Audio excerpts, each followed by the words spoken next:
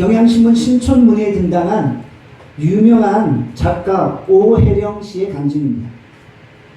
그녀는 관상동맥 경련증이란 희귀병으로 매일 하루에 한 번꼴로 호흡과 맥박이 멈춰지는 가사 현상을 경험합니다. 그 외에도 심근경색, 좌골신경통, 신우염, 방광염, 통풍관절염 등 14가지 병을 달고 살고 있습니다. 더욱이 그녀는 30대쯤 위암과 임판성 암이라는 청천벽력 같은 진단을 받게 되었고 시한부 이상을 살았던 것입니다. 그녀는 하나님께 항변하고 있습니다.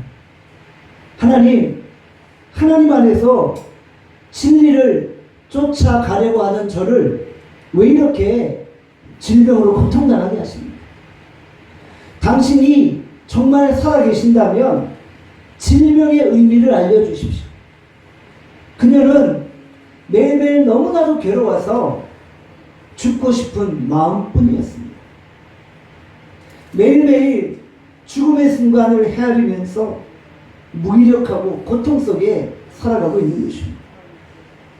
그녀는 자신의 질병 앞에서 교만히 살아왔던 자신의 삶을 고백하고 철저하게 회개하는 나날을 보냅니다.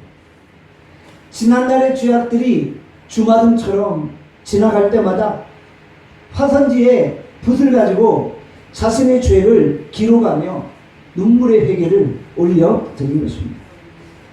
이렇게 계속해서 회개하던 어느 날 갑자기 온몸에 오한이 생기기 시작합니다. 몸이 덜덜덜 떨리는 거예요. 이제는 죽었구나 하는 생각이 마음속에 들었다고 합니다. 정신이 몽롱해지면서 어디선가 그녀의 목덜미를 낚아채는 강한 손길을 느꼈던 거예요. 이제는 죽는가 보다 하며 이불깃을 잡아당기는데 겨드랑이에 잡혔던 임파선 암 덩어리가 만져지지 않는 것입니다. 그 순간 어깨에 있는 복숭아씨만한 멍울이 만져지지 않는 것입니다. 복수로 가득 찼던 배도 완전히 꺼져 있음을 느끼게 되었던 것이죠. 회개하던 중에 하나님의 치유가 나타나는 것입니다. 기적은 인간적인 모든 수단을 다 접어놓고 하나님만 바라보고 기도할 때 나타나는 것입니다. 하나님은 기적을 통해 우리를 변화시키고 또 우리를 통해 예수님을 믿지 않는 자들에게 하나님의 살아계심을 증거하는 것입니다. 그렇기 때문에 어떤 위기와 절망의 순간에도 낙심할 필요가 없다는 것입니다. 시편 42편 5절을 말씀합니다. 다 함께 시편 42편 5절 읽도록 하겠습니다. 시작. 내 영혼아 내가 어찌하여 낙심하며 어찌하여 내 속에서 불안해하는가. 너는 하나님께 소망을 두라. 그가 나타나 도우심으로 말미암아 내가 여전히 찬송하리로다. 아멘. 우리가 낙심하고 불안해하지 말아야 합니다. 왜요? 하나님께 소망을 둘 때 하나님이 우리를 도와주시기 때문입니다. 그러므로 어떠한 위기의 순간에도 우리는 여전히 찬송할 수 있기를 바랍니다. 여러분 사도행전 9장 32절을 말씀합니다. 9장 32절 함께 읽겠습니다. 시작. 그때 베드로가 사방으로 두루 다니다가 루다에 사는 성도들에게도 내려갔더니 아멘. 본문에 나타난 그때는 언제입니까? 우리가 지난 시간에 봤죠. 사도행전 9장 31절입니다. 같이 한번 읽어보겠습니다. 사도행전 9장 31절입니다. 그리하여 온 유대와 갈릴리와 사마리아 교회가 평안하여 든든히 서가고 주를 경외함과 성령의 미로로 진행하여 수가 더 많아지니라. 아멘. 바로 교회가 평안히 든든히 서나가고 있던 그때에 베드로가 사방을 두루 다니고 있는 것입니다. 베드로가 두루 다니면 뭐 했을까요? 전도 여행한 거죠. 가는 곳마다 복음을 전하고 병자를 치료하고 죽은 영혼을 살린 것입니다. 베드로는 각 지역을 다니며 디아스포라 유대인들을 격려하고 신방하고 치료하고 상담해 준 것입니다. 어린아이가 태어나서 저절로 크는 것이 아니죠. 아이가 잘 자랄 수 있도록 계속 부모가 돌봐줘야 합니다. 신앙생활도 마찬가지입니다. 우리가 예수님을 구주로 영접함으로 끝나는 것이 아니죠. 그때부터 이제는 믿음이 자랄 수 있도록 계속해서 돌봐주고 양육해 주어야 하는 것입니다. 이 일을 위해서 예수님께서 초대교회에 사도들을 세워주셨고요. 오늘날에는 각 교회 목회자들을 세워주신 것입니다. 건강한 믿음의 사람으로 자라기 위해서는 목회자의 지도를 잘 받아야 하는 것이죠. 세월이 지난다고 저절로 믿음이 생기는 것이 아닙니다. 목회자가 가르치는 성경 말씀을 배우고 예배를 통해 은혜를 받고 기도를 통해 내 믿음이 자라게 되어지는 것이죠. 목회자들이 가장 관심을 기울이는 부분이 어디입니까? 바로 잃어버린 영혼을 구원하는 것이죠. 그리고 한 영혼 한 영혼을 양육하고 세우는 것이죠. 그리스도의 장성한 분량에 이르를 수 있도록 한 성도를 키워내는 것입니다. 우리 나눔교회가 전도와 신방의 균형을 잡을 수 있기를 원합니다. 제가 처음 나눔교회를 개척을 하고 매일같이 열심히 전도를 했어요. 전도를 하면서 한 영혼 한 영혼을 만나고 그들에게 주의 복음을 증거했죠. 복음 증거 사역과 또한 신방과 양육 사역이 동시에 가야 하는 거예요. 어느 한 곳에 치우쳐서는 안 되고요. 신방과 양육과 전도 사역이 균형을 이루어서 함께 나가야지 교회는 든든히 세워지는 것입니다. 베드로가 전도 여행을 하다가 누구를 만났습니까? 사도행전 9장 33절 상반절에 이렇게 말씀하죠. 거기서 애니아라는 사람을 만나매. 전도 여행 중에 애니아를 만납니다. 이 만남은 우연한 만남이 아니죠. 이 만남은 바로 하나님이 계획하신 만남입니다. 베드로는 예루살렘에서 룻다로 신방을 간 것입니다. 성령께서 마음에 감동을 주셔서 룻다로 가게 하시고 그곳에서 애니아를 만나게 하신 것입니다. 예루살렘에서 룻다는 그 거리가 40km 정도 됩니다. 서울에서 이천 정도까지 가는 거리죠. 마음만 먹으면 충분히 걸어갈 수 있는 그런 거리쯤 된 것입니다. 베드로는 예루살렘에서 룻다까지 가서 그곳에서 하나님이 예비하셨던 만남, 애니아와의 만남을 이루게 된 것입니다. 그렇다면 룻다는 어떤 것입니까? 사도행전 8장에 보면 빌립 집사가 에티오피아 내시에게 복음을 전하죠. 그 이후에 아소도에 이르렀고 여러 성에서 복음을 전하다가 가이사랴로 가게 되었습니다. 아소도와 가이사랴로 이르는 빌립의 전도 여행을 지도에서 살펴보면은 가는 길에 룻다와 사론이라는 도시를 지나게 되어진다는 거죠. 룻다와 사론을 구하는 그리스도인들은 바로 빌립 집사의 전도의 결과이었던 것입니다. 빌립이 처음 그곳을 지나면서 전도했던 지역인데 베드로가 성령의 감동으로 다시금 그곳에 방문하는 장면인 것이죠. 이것은 완전한 환상적인 콤비 플레이가 아닙니까? 빌립 집사가 전도의 씨앗을 뿌리고 베드로가 그곳에 가서 양육하고 훈련하는 사역을 했던 것입니다. 애니아는 지금 어떤 상태입니까? 사도행전 9장 33절 하반절에 보면 이렇게 말씀하죠. 그는 중풍병으로 침상 위에 누운 지 8해라. 그는 중풍병으로 8년 동안 침상에 누워 있었습니다. 여러분들 중풍병 잘 아시죠? 혈관이 막혀서 혈액순환이 안 돼서 몸을 움직일 수 없는 그런 질병인 것입니다. 그 당시 의술로는 치료 불가능한 병이었습니다. 긴 병에 장사 없다는 말도 있지 않습니까? 주변 가족들이 얼마나 고통스러웠을까요? 8년 동안 누워있으니 등에는 욕창이 생기죠. 대소면도 못 가리죠. 모든 활동이 불편하기 때문에 가족들이 그 한 사람을 케어하기 위해서 정신이 없었던 것입니다. 환자 한 사람 때문에 가족 모두가 고통과 절망 가운데 있었던 것입니다. 그런데 하나님은 애니야의 고통과 온 가족들의 피눈물을 보고 계셨던 것입니다. 그리고 베드로가 애니야를 만나는 순간 필연적인 만남을 허락하신 하나님의 마음을 읽게 된 것입니다. 하나님은 오늘도 우리의 마음을 보고 읽고 계십니다. 하나님은 우리의 아픔과 우리의 고통을 다 헤아리고 계십니다. 그리고 때가 되면 하나님의 사자들을 보내셔서 우리의 아픔을 풀어주시는 것입니다. 하나님은 오늘도 하나님의 불꽃 같은 눈동자로 우리를 지켜보고 계심을 믿으시기를 바랍니다. 그러니까 우리가 하나님의 눈을 가지고 연약한 사람들을 돌아보는 거예요. 우리가 하나님의 마음을 품고 병든 자를 위해 기도해 주는 거예요. 그러면 하늘의 기적이 그들 가운데 임하고 또 그로 말미암아 하늘의 기적이 나에게도 임하는 것입니다. 우리가 진정 연약한 이웃들을 위해 기도해 줄 수 있기를 원합니다. 우리가 남을 위해 기도하면 내 문제도 해결되어 주는 것입니다.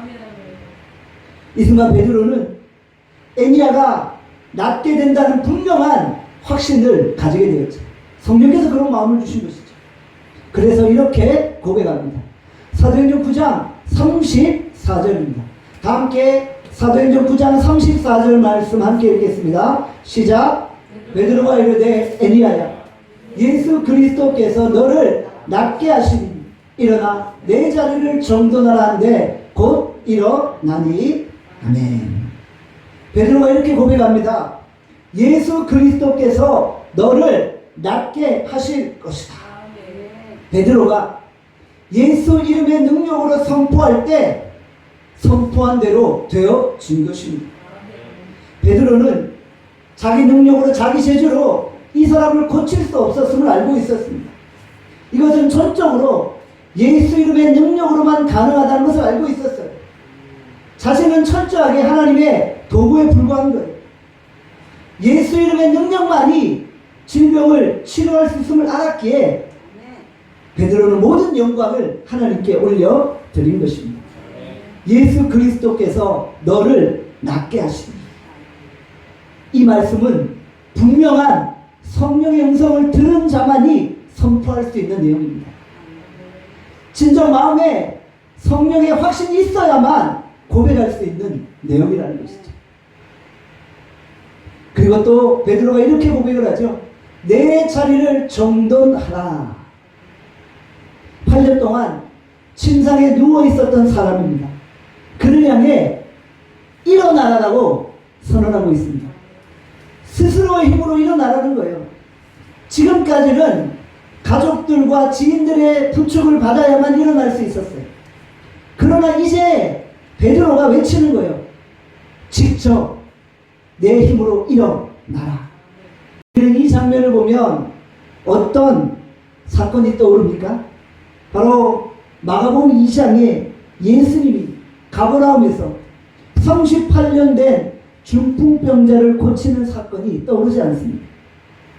베드로는 예수님이 과거에 하셨던 치유사역을 그대로 보고 있었던, 예수님이 중풍병자를 고칠 때 베드로가 그 현장에 함께 있었던 거예요. 그때 예수께서 이렇게 말씀하셨죠. 마가복음 2장 11절입니다. 함께 마가복음 2장 11절 읽겠습니다. 시작. 내가 내게 이르노니 일어나 내 삶을 가지고 내 집으로 가라 하니. 베드로는 그 당시를 떠올리면서 예수님처럼 선포한 것입니다. 일어나 내 자리를 정돈하라. 사도행전의 저자 누가는 베드로의 기적을 서술하면서 기적의 주인공은 바로 예수님임을 강조하고 있는 것입니다. 이 자리는 어떤 자리입니까? 8년 동안 중풍병자가 누워 있었던 자리입니다. 대소변도 가리지 못해 냄새나는 자리입니다. 욕창이 터져 고름이 생긴 자리입니다. 더러운 자리, 지저분한 자리, 냄새나는 자리입니다. 이 자리가 주는 영적인 의미가 있습니다. 무엇입니까? 이 자리는 바로 우리가 가지고 있는 옛자의 잔재입니다. 죄의 습성입니다. 범죄의 비참함입니다. 아직도 버리지 못한 우리의 죄악들이 바로 옛 자리인 것입니다. 이제 우리는 옛 사람의 잔재를 청산해야만 합니다. 정돈한다는 것은 다시금 죄의 길로 들어서지 않는다는 것입니다. 다시금 질병의 자리로 돌아가지 않겠다는 것입니다. 이제는 더 이상 죄의 굴레에 얽매이지 않겠다는 것입니다. 지금 우리가 벗어버려야 할 옛사람의 잔재는 무엇입니까? 무질서하고 방탕한 삶입니다. 남을 험담하는 입술입니까? 원망과 불평이 가득한 마음입니까? 도박이나 알코올 중독입니까? 아니면 쇼핑 중독입니까? 오늘 예배를 통해 내 안에 있는 죄악된 옛사람의 잔재를 다 정리하시길 바랍니다. 예수 그리스도의 이름으로 우리 인생을 정돈하시길 바랍니다. 예수님은 우리 육체의 질병도 치료하시고 영혼의 질병도 깨끗이 치료하시는 것입니다. 오늘 예배를 통해서 우리의 영육 간에 구원의 기적들이 나타날 수 있기를 간절히 소원합니다. 사도행전 9장 34절에 보면은 이런 말씀이 있죠. 곧 일어나니. 곧 일어나니. 베드로가 치유를 선포할 때 곧 즉시 기적이 일어난 것입니다. 베드로의 입에서 말씀이 선포되는 순간 치유와 회복이 즉시 일어난 것입니다. 오늘 주께서 이 예배 자리 가운데 말씀이 선포되어질 때 곧 즉시 치유의 기적이 일어날 수 있기를 소원합니다. 말씀이 선포될 때, 예수 이름이 선포될 때 회복의 역사가 일어나기를 바랍니다. 영육 간의 희망을 잃은 자들이 예배를 통해 새로운 희망을 얻을 수 있기를 간절히 소원합니다. 오늘 보면 사도행전 9장 35절의 말씀합니다. 35절 말씀 우리 함께 읽겠습니다. 시작. 룻다와 사론에 사는 사람들이 다 그를 보고 주께로 돌아오니라. 아멘. 8년 동안 중풍병을 앓았던 에니야가 예수 이름의 능력으로 치유함을 받았습니다. 이로 인해 룻다와 사마리아에 사는 많은 사람들이 구원을 받고 주께로 돌아오게 된 것입니다. 치유의 사건으로 인해 순식간에 두 도시가 복음화되어진 것입니다. 두 도시 안에 수많은 사람들이 주께로 돌아온 것입니다. 전도의 열매를 거두게 되고 교회의 부흥이 일어나게 되고 도시의 성시화가 이루어지게 된 것입니다. 하나님이 우리 나눔교회를 통해 치유의 능력을 나타내시고 예수 이름의 권능을 선포하셔서 구로구 신도림이 복음화되어지며 구로구 신도림 안에 있는 수많은 사람들이 주께로 돌아오는 역사가 일어나기를 원합니다. 주께서 나눔교회를 그렇게 사용하셔서 나눔교회가 이 지역의 성시화의 성공에 설 수 있기를 간절히 소원합니다. 이후에 베드로는 어디로 나갑니까? 사도행전 9장 38절의 말씀입니다. 우리 다 함께 사도행전 9장 38절 말씀 함께 읽겠습니다. 시작. 룻다가 요빠에서 가까운지라 제자들이 베드로가 거기 있음을 듣고 두 사람을 보내어 지체 말고 와 달라고 간청하여. 아멘. 베드로가 지금 룻다에서 8년 된 중풍병자 에니야를 고칩니다. 그리고 어디로 갑니까? 요빠로 가게 되었죠. 룻다와 요빠는 서로 먼 도시가 아니었어요. 가까운 도시였어요. 제자들이 룻다에 있는 베드로를 부른 것이죠. 요빠는 어떤 도시입니까? 오늘날 이스라엘의 하이포라는 항구 도시입니다. 지중해 해변 도시이고 이스라엘에서 가장 큰 항구 도시입니다.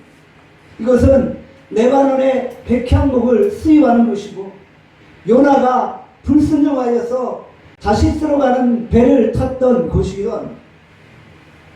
제자들이 왜 베드로를 부르고 있습니다. 사도행전 9장 36절에서 37절을 말씀합니다. 다 함께 사도행전 9장 36절에서 37절 함께 읽겠습니다. 시작. 요바에 다비다라는 여제자가 있으니 그 이름을 번역하면 도르가라. 선행과 구제하는 일이 심히 많더니 그때 병들어 죽음에 실체를 씻어 다락에 누이니라. 아멘. 요바에 신실한 여제자가 있었어요. 그녀의 이름은 다비다입니다. 다비다는 대충 신앙생활하는 사람이 아니었어요. 본문에 보니까 제자라고 기록되어 있죠. 정말 교회에서 인정받는 제자로서의 삶을 살았던 것입니다. 다비다는 선행과 구제를 많이 했어요. 원문에 보면 선행과 구제가 충만했다고 기록하고 있어요. 정말 말만 하는 그리스도인이 아니라 자기가 말한 것들을 그대로 실천하는 행함이 있는 그리스도인이었던 것입니다. 다비다라는 이름의 뜻은 무엇입니까? 바로 암사슴입니다. 그 당시 암사슴은 최고로 아름다운 여인을 지칭할 때 쓰는 표현입니다. 그녀는 매우 얼굴이 예뻤던 것 같아요. 보통 얼굴이 예쁘면 도도하고 얼굴값 하지 않나요? 그런데 그녀는 얼굴이 예쁘면서도 심성이 고와서 선행과 구제를 많이 했던 것입니다. 그러다 보니 교회에서 사랑과 존경과 관심을 한 몸에 받았어요. 그런데 그렇게 사랑받는 다비다가 죽게 된 것입니다. 온 교회가 그녀의 죽음을 슬퍼하고 있는 거예요. 여러분 37절에 보면 다비다의 시체를 씻어 다락에 뉘었다라고 말씀하죠. 당시의 풍수를 볼 때 이미 입관 절차를 마친 거예요. 영우라고 관 속에 고인을 안장해 놓은 상태인 거예요. 이런 상태에 제자들이 루다에 있었던 베드로를 부른 것입니다. 왜 불렀을까요? 왜 불렀을까요? 혹시나 해서 부른 거예요. 베드로가 죽음의 자리에 오면 혹시나 무슨 일이 일어나지 않을까 라는 기대를 가지고 부른 거예요. 어떤 희망을 가지고 부른 거예요. 성도의 정체성이 무엇입니까? 우리가 세상에서 어떤 존재로 인정받아야 합니까? 이제 다 끝났구나. 이제 다 포기할 수밖에 없구나. 이미 죽었다는 절망의 순간에 마지막으로 생각나고 마지막으로 기대를 줄 수 있는 사람이 바로 성도인 것입니다. 저는 여러분들이 그런 사람이 될 수 있기를 원합니다. 세상이 우리에게 희망을 거는 것은 우리에게는 예수의 능력이 머물기 때문입니다. 세상이 우리에게 희망을 거는 것은 우리 안에 날마다 하나님의 영광이 머물기 때문입니다. 세상이 다 포기하고 세상이 다 절망하는 순간에도 하나님의 사람들이 그곳에 있으면 절망이 바뀌어 희망이 되어지는 것입니다. 죽음이 바뀌어 생명이 되어지는 것입니다. 성도는 이 세상과 똑같은 삶을 살지 않습니다. 세상은 돈 이야기 하는데 성도는 돈에서 초월한 삶을 사는 것입니다. 그것이 성도의 삶인 것입니다. 성도는 헬라어로 하기오스입니다. 구별된 삶을 산다는 것이죠. 목회자만 구별되게 사는 것이 아니라 모든 성도들이 이 땅에서 구별된 삶을 사는 것입니다. 그래서 세상 속에서 성도의 정체성을 가지고 세상에 희망을 줄 수 있어야 하는 것입니다. 우리가 예수 이름의 능력으로 세상의 기대를 현실로 바꾸어낼 수 있기를 간절히 소원합니다. 사도행전 9장 40절의 말씀입니다. 우리 다 함께 사도행전 9장 40절 말씀 함께 읽겠습니다. 시작. 베드로가 사람을 다 내보내고 무릎을 꿇고 기도하고 돌이켜 시체를 향하여 이르되 다비다야 일어나라 하니 아멘. 베드로가 사람들을 다 내보냅니다. 그리고 무릎을 꿇고 기도합니다. 시체를 향하여 다비다야 일어나라 선포한 것입니다. 이 상황은 또다시 어떤 장면을 연상케 합니까? 예수님이 죽은 자를 살리신 사건이죠. 복음 복음서에서 예수님이 죽은 자를 살리신 장면이 3번 등장합니다. 마가복음 5장에 회당장 야이로의 딸을 살려주셨죠. 누가복음 7장에 나인성 과부의 아들을 살려주셨죠. 요한복음 11장에 나사로를 다시 살리시는 장면입니다. 베드로는 예수님이 죽은 자를 살리실 때 항상 그 자리에 함께 있었습니다. 제자는 스승을 닮는다고 하지 않습니까? 베드로는 예수님의 모습을 그대로 보고 그대로 배운 것입니다. 베드로는 철저하게 예수님이 하셨던 방법을 그대로 사용하고 있는 것입니다. 마가복음 5장 41절에 말씀합니다. 다 함께 마가복음 5장 41절 읽겠습니다. 시작. 그 아이의 손을 잡고 이르시되 달리다꼼 하시니 번역하면 곧 내가 내게 말하노니 소녀야 일어나라 하시니라. 아멘. 예수님이 말씀하셨죠. 달리다콤 소녀야 일어나라. 베드로가 말했지요. 다비다콤 다비다야 일어나라. 이 두 단어를 보면 서로 상당한 유사점이 있죠. 마치 워드 플레이 하는 것 같아요. 말을 가지고 내용을 약간 바꾸면서 베드로가 예수님의 그 사건을 다시 연상시키는 것 같은 느낌을 받게 되어지는 것이죠. 이스라엘의 유대인들이 베드로의 이 선포를 들을 때 예수님의 기적이 머릿속에 오버랩되는 거예요. 사도행전의 저자 누가의 관점은 바로 베드로의 기적의 모든 초점이 예수님께 있음을 언급하고 있다는 것입니다. 베드로는 예수님의 능력으로 많은 기적을 행했습니다. 그리고 베드로는 예수님보다 더 큰 능력도 행한 것입니다. 우리 다 함께 따라합시다. 그보다 더 큰 일도 하리라. 그보다 더 큰 일도 하리라. 아멘. 요한복음 14장 12절을 말씀합니다. 같이 읽겠습니다. 시작. 내가 진실로 진실로 너에게 이르노니 나를 믿는 자는 내가 하는 일을 그도 할 것이요 또한 그보다 큰 일도 하리니 이는 내가 아버지께로 감이라. 죽은 자를 살리는 것은 전적인 하나님의 능력을 힘입지 않으면 안 됩니다. 지금 베드로는 성령께서 이 자리에 역사하고 계심을 느꼈어요. 성령의 임재가 있을 때 사건이 일어나는 것입니다. 지금이 바로 그때입니다. 이처럼 성도는 어떤 상황, 어떤 장소에서든지 성령의 음성에 민감합니다. 그리고 성령의 역사하심을 기대하는 거예요. 하늘의 기적을 사모하는 거예요. 그럴 때 성령의 음성 앞에 우리가 사로잡히면 치유와 회복이 이 자리에서 일어나게 되어지는 것이죠. 베드로에게만이 아니라 우리도 믿기만 하면 그대로 되어지는 것입니다. 성령께 붙들림 바 되어지면 우리의 믿음대로 되어지는 것입니다. 성령께 순종하면 권능의 삶, 능력의 삶을 살 수 있게 되어지는 것입니다. 오늘도 악한 마귀는 우리가 쓸모없는 존재라고 우리를 모함하고 있는 거예요. 우리는 능력의 그리스도인이요, 우리는 권능의 그리스도인인데 그렇게 살지 못하게 만들어버리는 거예요. 우리를 그냥 비참한 그리스도인으로 살게 만들어버리는 거예요. 믿는 자가 왜 자살합니까? 내가 쓸모없는 인생이라고 생각하는 거예요. 너무 혼자 고독해 하는 거예요. 하나님이 어딨냐고 하나님을 부인하면서 정말 자살하게 만드는 것이 아닙니다. 마귀는 우리를 망치게 하려고 하고 우리의 마음속에 비관하고 부정적인 생각을 집어넣는 거예요.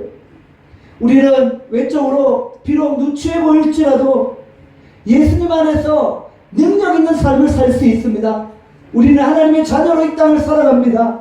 우리는 예수님 안에 존귀한 존재임을 깨닫고 그 사랑에 힘입어 살아갈 수 있기를 간절히 소원합니다. 예수님 오늘도 우리를 너무나도 사랑하시는 거예요. 그리고 우리에게 힘과 능력을 덧입혀 주시는 거예요.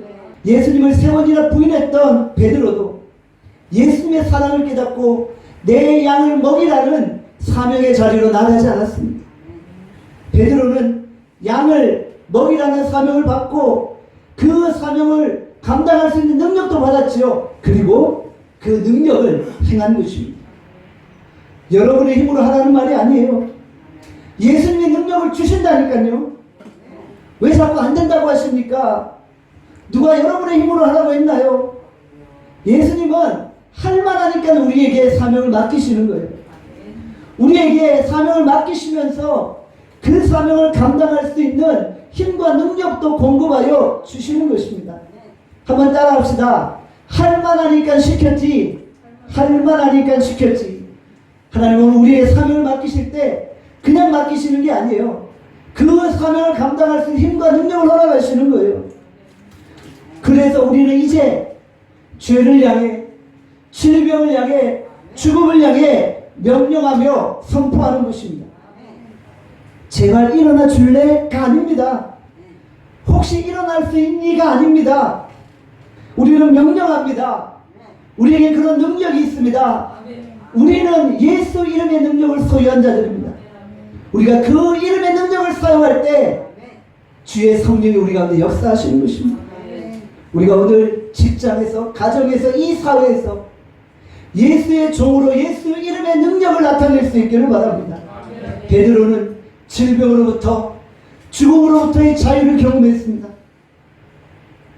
성도는 어떤 상황 속에서도 예수 그리스도 안에서 자유할 수 있는 것입니다. 21세기 현대 과학 문명의 시대에도 우리는 죽은 자를 살려달라고 기도할 수 있는 것입니다. 민감한 부분일 수 있어요. 그러나 성경 어디에도 죽은 자가 살아나도록 기도하지 말라고 말씀한 것이 없어요. 이것은 무슨 말입니까? 고로 우리는 죽은 자의 부활을 위해서도 기도할 수 있다는 것입니다. 사탄은 우리를 죽음 속에 가둬두는 거예요. 두려움 속에 가둬두는 거예요. 절망과 좌절 속에 피곤하게 만드는 거예요. 우리를 자유하지 못하게 하고 눌려있게 만드는 거예요. 우리는 이제 이 세상의 모든 환난과 어려움과 죽음 앞에서도 자유할 수 있기를 바랍니다. 우리가 이 사회에 천벌하고 있는 코로나 바이러스를 향해 멈추라고 외치는 자유함을 누릴 수 있기를 바랍니다. 주께서 나눔교회를 통해 여기 계신 여러분들을 통해 주의 큰 일을 행하실 것입니다. 우리를 통해 이 도시에 사는 무심령들이 주께로 돌아올 것입니다. 주께서 우리를 통해 그 놀라운 승리의 역사를 이루시기를 간절히 소원합니다. 여기 계신 여러분 모두가 주의 큰 일을 이루는 또 한 명의 주인공이 될 수 있기를 간절히 소원합니다. 아멘. 기도하겠습니다. 우리 시간 말씀을 생각하며 기도합시다. 베드로가 성령 충만하여 각 도시를 다니며 예수 이름의 능력을 나타내었습니다. 하나님 오늘 우리에게도 성령의 능력이 머물기를 원합니다. 오늘 예배 가운데 성령의 기름 부어주시오. 오늘 예배 가운데 성령님 함께 하여 주시오. 오늘 예배 가운데 성령으로 충만하게 하여 주시오.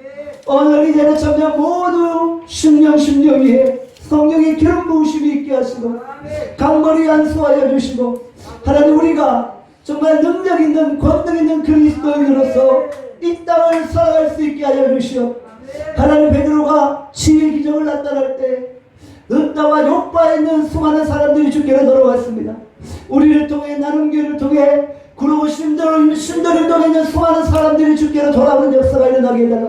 우리의 삶의 모든 문제를 풀어주시고 마음속의 모든 두려움이 사라지게 하시고 절망과 어둠의 세력들이 따라가게 하시고 예수의 승리의 역사가 일어나게 해달라고 이 시간 주여 보내 주갑심하여 통성으로 기도하겠습니다.